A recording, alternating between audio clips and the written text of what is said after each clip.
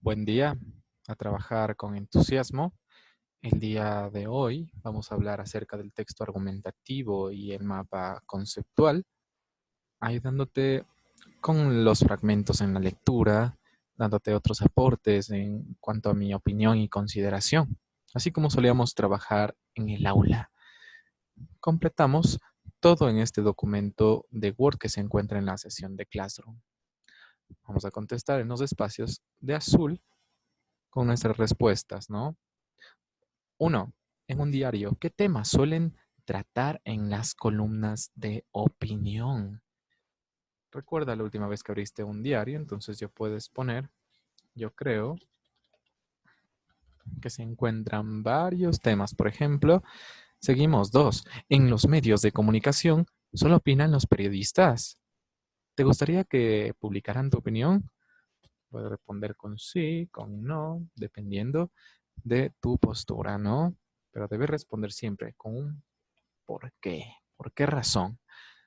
Puedes tomarte un tiempo para pausar el video y contestar adecuadamente. Keller 1. La editorialista Nelsa Curvelo, mantiene una columna de opinión en el diario guayaquileño El Universo. En este texto, reflexiona y opina sobre el significado de las fiestas de fin de año. Se titula Vivir en plenitud, de la autora Nelsa Curvelo. Estamos en el periodo del año en que vivimos las fiestas de los encuentros o los desencuentros según nuestra particular experiencia. Navidad, con su origen religioso y su ambiente de regalos, pone de manifiesto amores y desamores, afinidades y tensiones.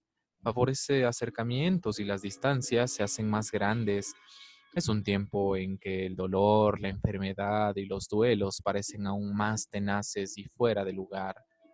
La referencia a un Dios que nació en un pesebre tiñe el ambiente de ternura y amabilidad y hace literalmente insoportable las injusticias, la pobreza, la mentira, la corrupción, la falta de trabajo, la enfermedad y la muerte.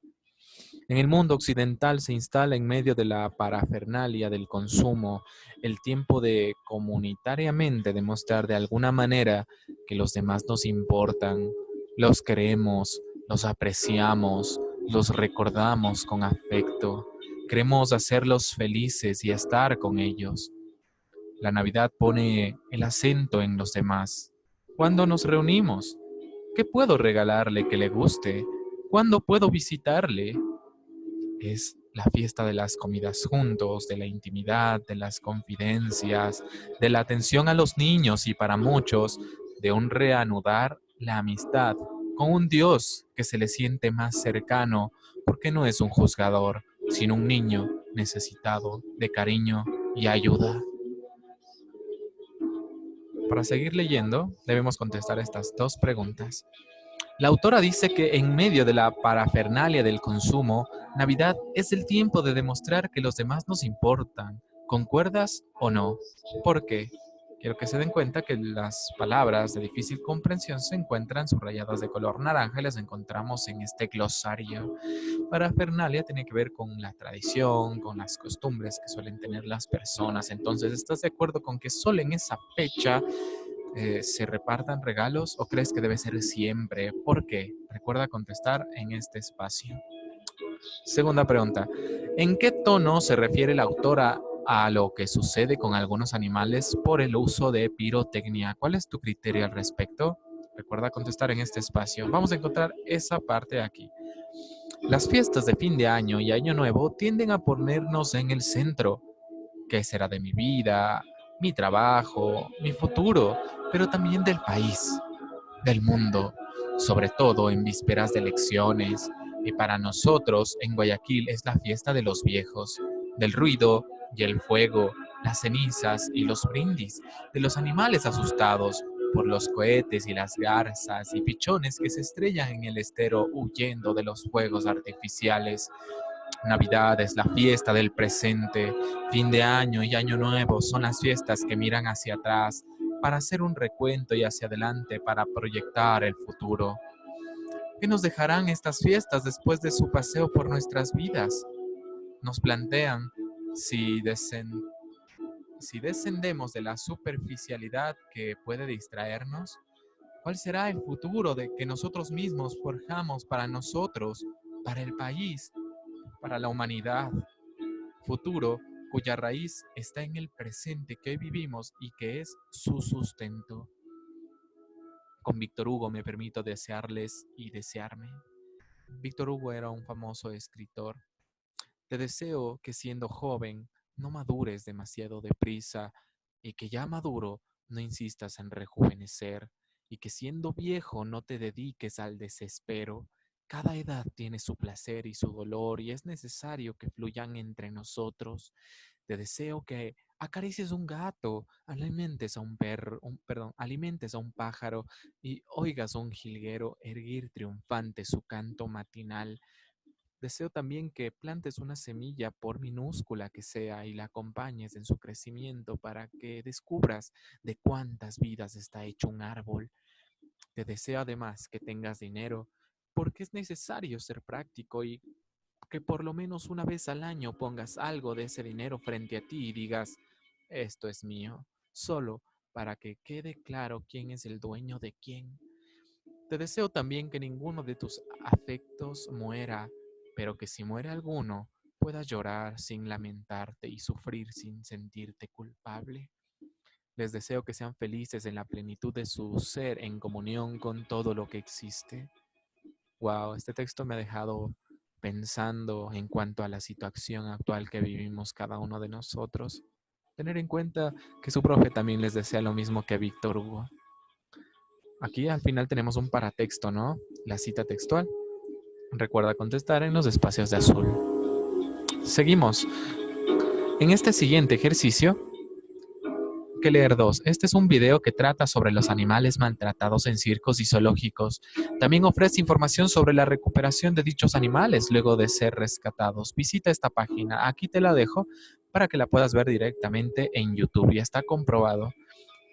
Contestamos estas dos preguntas cuando hemos terminado de ver el video. ¿Por qué no lo pongo aquí?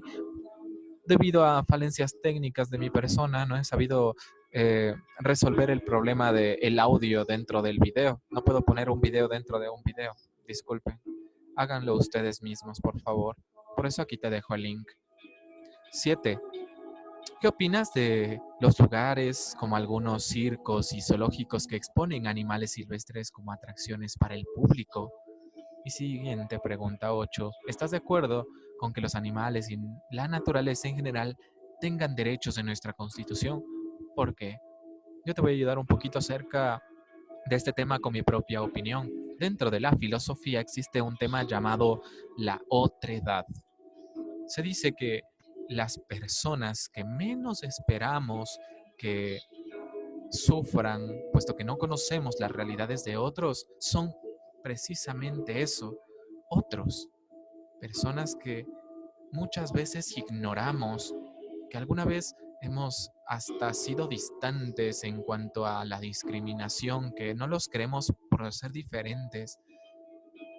Eso se relaciona con los animales precisamente por la idea en que, ¿será que los animales son otros que no entendemos precisamente porque no pueden defenderse, porque no pueden hablar, por ejemplo?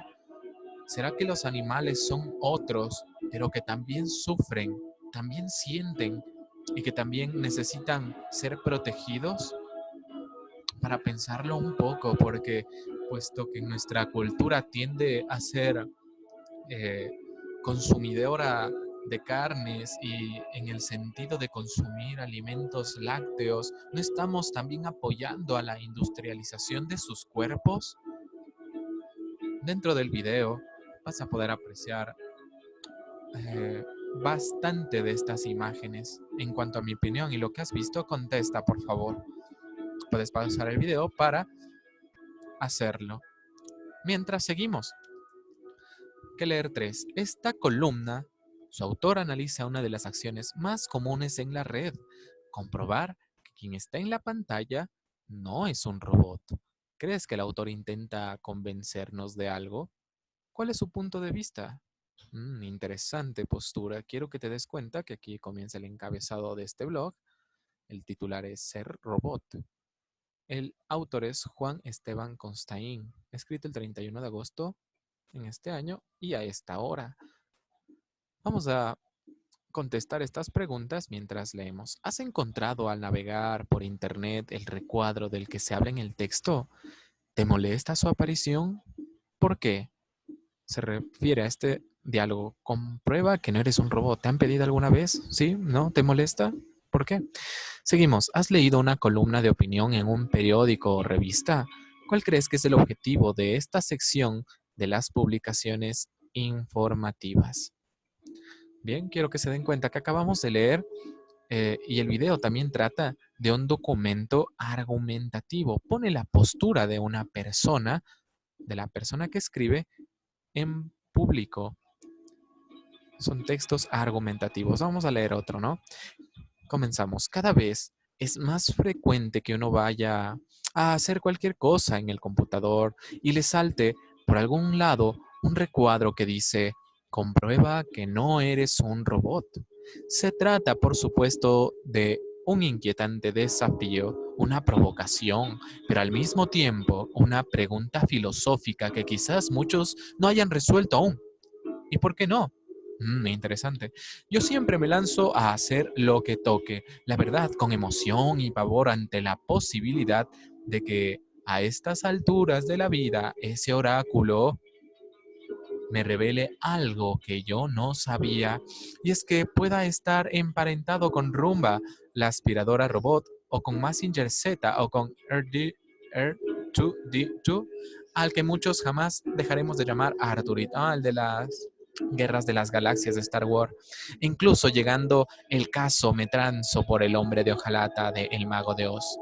A veces, el subtítulo del ejercicio en el recuadro es todavía más enigmático y aterrador, pues no solo sale la leyenda esa de la que yo hablé, comprueba que no eres un robot, sino que luego sigue otra de la que no fueron capaces ni Séneca, ni Friedrich, ni María Zambrano, ni Sócrates, filósofos y pensadores, ¿no? Una leyenda alegre sin más. Confirmación de humanidad. Wow. Sí que me ha dejado pensando este pequeño artículo. Es verdad. A mí sí me ha aparecido algunas veces, no solamente en programas de computadora, sino al momento de aplicaciones en los celulares, por ejemplo. Comprueba que no eres un robot.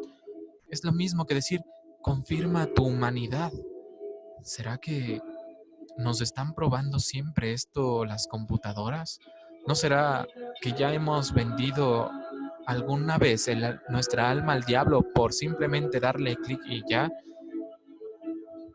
Recuerden que no saber leer es una de las falencias del ser humano. Bueno, con todo te dejo para que lo pienses y contestes aquí. Recuerda que las palabras en naranja tienen su propio glosario en el recuadro naranja. Continuamos, ¿no?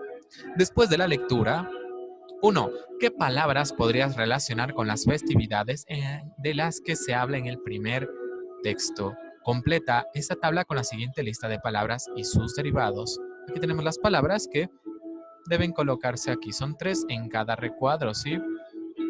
Aquí yo ya te he ayudado con una que en este caso es presente.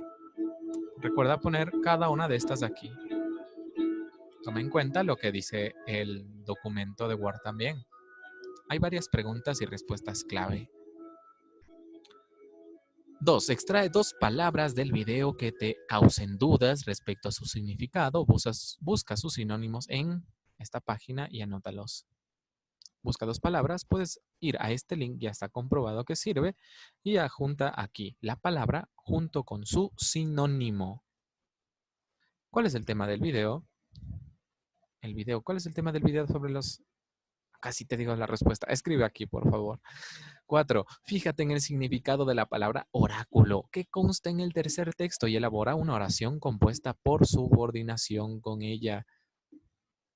Piénsalo un poco, puedes retroceder en tu libro y buscar cómo se hacía una oración compuesta por subordinación y escribirla con respecto al tercer texto que era Yo Robot, ¿no? En el primer texto, la autora habla de lo positiva que se vuelve la gente, de lo mucho que mejora la interacción entre las personas debido al ambiente navideño. ¿Te parece que se refiere a algo que sucede solo en Ecuador? Explica la razón de tu inferencia. Piénsalo un poco. ¿Qué te parece eh, sobre estas fiestas? ¿Crees que tienes razón? ¿Crees que no? ¿Se parece a lo que estamos viviendo actualmente, tal vez? Puedes pausar el video y anotar tus respuestas. 6. ¿Cuál crees fue la intención de Curbelo al incluir esa cita extensa al final de su texto? ¿Cuál era el autor? ¿Curbelo? Aquí está. Nelsa Curbelo. Al final del texto, miren, esta es una cita extensa. ¿Qué intención tuvo María Curbelo? Analízalo un poco, piénsalo un poco. Si deseas, puedes volverlo a leer. ¿Sí? 8.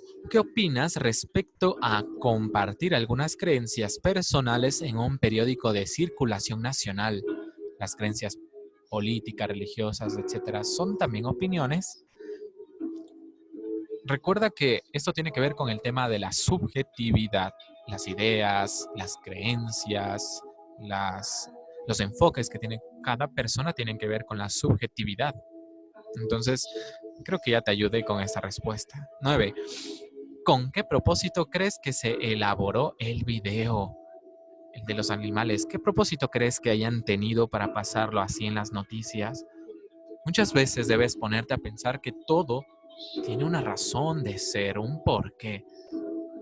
Tal vez este video servía para crear conciencia, para hacer una crítica social. ¿Qué crees tú? 10. A propósito del video, ¿crees que hay alguna situación en la que se justifique el maltrato animal? Yo te diría mucho sobre esto, pero creo que podrías hacerlo mejor tú. 11. ¿Habías reflexionado sobre el sentido de la confirmación de humanidad? ¿Qué importancia tiene una columna de opinión de este tipo? Interesante respecto al fragmento del robot, ¿no? Bueno, yo te voy a dar un poquito de mi opinión sobre este caso. Yo creo que mientras más nos quedamos encerrados en las casas y más podemos convivir en familia, pero ¿recuerdas que hablamos alguna vez de la Matrix? Creo que ahora las personas están más conectadas a la tecnología, encerradas dentro de su vínculo, ya sea del trabajo, ya sea en su vínculo de Facebook, con los millones y millones de conectados, desconectados. Creo que se vuelve cada vez más triste la situación en cuanto a la sociabilización, a reconocernos como humanos. Bueno, eso para que lo pienses un poco. 12. En el primer artículo, en el reportaje del video y en la columna de opinión del diario se exponen criterios que van acompañados de argumentos que los sustentan. Conversen en parejas sobre la opinión expresada en cada texto y debatan qué tan eficaces les parecen las argumentaciones en cada caso. Anoten sus conclusiones. Puedes eh, ayudarte con tu familia o a su vez, si deseas, con algún compañero o compañera que compartas chat. Aquí recuerda poner tus respuestas. Vamos a un siguiente ejercicio. Nos dice, analiza una columna de opinión. Uno, antes de leer el siguiente texto, determina el tema que tratará. Para ello, lee el encabezado y el titular. Subraya el párrafo de entrada. Aquí ya te he dejado las respuestas. Escribe en los recuadros la intención o propósito de cada una de las partes de la columna de opinión. Aquí te dejo para que pongas las partes de la columna. Ya te dejé aquí cuál es el encabezado y el titular. Vamos a comenzar la lectura. La ciudad invisible. Te comento, este es un fragmento muy entretenido. Y sobre este fragmento vas a tener que hacer tu tarea. Ayer fue a visitar, perdón, el titular es La ciudad invisible, ¿no? ¿Para qué sirve? Recuerda aquí poner al lado izquierdo el propósito. ¿Para qué sirve cada uno de estos elementos? ¿Para qué nos sirve el titular? ¿Para qué nos sirve el párrafo de entrada? ¿Para qué nos sirve el desarrollo del tema? ¿Para qué nos sirve el cierre o conclusión? Comenzamos. La ciudad invisible. Ayer fui a visitar el mercado de Coyoacán en la Ciudad de México. Para ir tomé el Metrobús, que es una copia casi exacta del trolebús quiteño, pero hay una diferencia entre ambos. De eso hablaré en esta columna. Fíjate cómo en este párrafo de entrada presenta su texto, ¿no? Pilas. Recuerda que estamos haciendo el análisis de un texto de opinión. Entonces, para opinar, ¿qué hay que hacer? Presentar el tema de esta manera. Seguimos. En el Metrobús mexicano hay muchos problemas de congestión, peor que en Quito, pero no hay colados. Y eso a pesar de que el ingreso no está separado por una puerta de vidrio y de que en muchas avenidas la acera de ingreso al bus pueden ser alcanzada fácilmente. Al ver esto llamé a un amigo sociólogo. Me dijo que la gente siempre paga por ingresar y que eso no se debe a un control policial estricto, sino a que los mismos usuarios controlan a los colados con el reproche público. La gente considera indigno que otros no paguen, me dijo. Es una cultura de defensa y de reivindicación del servicio público que el pueblo protege como suyo y no permite que se degrade. Pensé entonces en las ciudades invisibles, el libro de Italo Calvino, que parece decir que una ciudad es más que sus avenidas y sus edificios, es también algo imaginario, algo invisible. Me refiero a la cultura ciudadana, que es una parte muy importante. Los colados en el trolebús de Quito representan el 12% de los usuarios, lo cual significa que casi el 90% sí respeta las normas y aunque los incumplidores son pocos, afectan mucho el buen funcionamiento del sistema. A la gente que cumple hay que mostrarle que está en mayoría y que defender los bienes públicos es asunto suyo. Las campañas punitivas por sí solas son menos eficaces que las campañas de construcción de confianza. El problema es que en este país los publicistas saben vender jabones o gaseosas, cosas visibles, pero no tienen ni idea de cómo vender cultura ciudadana. Wow, fue publicado en El Espectador. Recuerda que es una adaptación. Wow, me ha dejado pensando mucho esto de la ciudad invisible. Sí, creo que en cuanto a mi opinión, dentro de una ciudad se forma lo que llamamos la cultura. Esto es la ciudad invisible. La cultura de ciertas personas es diferente de otras, pero hay una en común, como en los ciudadanos de Quito también, ¿no? Hay muchos que sí respetamos las filas, las colas en los bancos, en los buses, pero hay otras que no. Creo que se debe al bajo nivel socioeconómico que suelen tener. Imagínate que tu realidad no es la misma que la de otra persona. Tú no sabes cómo está pasando un estudiante que trabaja y estudia en San Roque, por ejemplo, para pensarlo un poco, ¿no? Vamos a este pequeño taller. Comprende el contenido. 3. Selecciona la o las respuestas correctas para cada ítem. A. El tema o contenido del texto es de carácter político, deportivo, social o económico. Recuerda que puedes utilizar este icono para transportar tu respuesta. ¿Cuál es la forma discursiva que predomina en la columna? ¿Es expositiva, informativa, argumentativa o analítica? Recuerda colocarlo donde consideres necesario. 4. En tu cuaderno resume en un esquema como el siguiente en tu cuaderno resume en un esquema como el siguiente cada parte de la columna, ¿sí? Quiero que aquí te des cuenta, te dejo el espacio para que hagas esta tarea, no en tu cuaderno, sino aquí. Puedes tener algo de dificultad con este ejercicio. Sobre todo haz que tu creatividad fluya, que construye una cultura ciudadana. Aquí está mi ejemplo. Tú puedes innovarlo, proponer otra cosa diferente. Seguimos. Identifica características formales. 5. Identifica en el texto un ejemplo de cada clase. Anótalos a continuación a manera de citas textuales. ¿Qué crees que en el texto se denomina una exposición y ¿qué crees que en el texto se denomina una argumentación? Recuerda que son diferentes. La exposición tiene que ver con detalles, descripciones objetivas y los argumentos tienen que ver con cosas subjetivas, opiniones o creencias del autor. Escribe aquí una que tú consideres, ¿sí?